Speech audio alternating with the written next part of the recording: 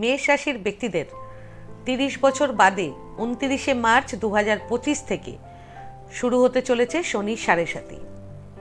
এই শনির সাড়ে সাতিতে কিরকম ফল পাবেন সবার মনের মধ্যেই এই প্রশ্ন থাকে। তবে এই প্রশ্ন যে উত্তর সেটা জানার আগে ভালো করে চিন্তা করুন আপনি কিরকম কর্ম করেছেন এবং আপনার জন্মকুণ্ডলিতে শনি ভালো না খারাপ রয়েছে। শনিদেব অবশ্যই ব্যক্তিকে তার কর্ম অনুযায়ী ফল প্রদান করেন এবং জন্মকুণ্ডলিতে শনি যদি ভালো থাকে তাহলে একজন ভিখারিকেও রাজা বানিয়ে দেন, এবং যদি খারাপ থাকে জন্মকুণ্ডলিতে শনির অবস্থান তাহলে একজন রাজাকেও ভিখারি বানিয়ে দিতে পারেন।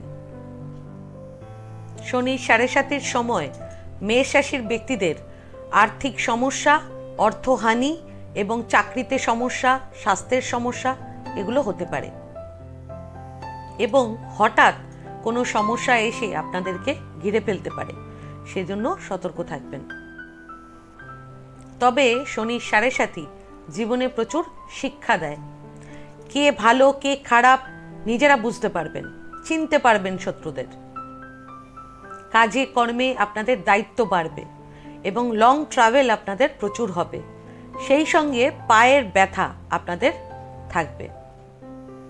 প্রতিকার হিসেবে প্রত্যেক শনিবার অশ্বত্থ গাছের তলায় একটি সর্ষের তেল দিয়ে প্রদীপ অবশ্যই জ্বালাবেন এবং গরিব অসহায় ব্যক্তিদের যা পারবেন তাই দিয়ে সাহায্য করবেন।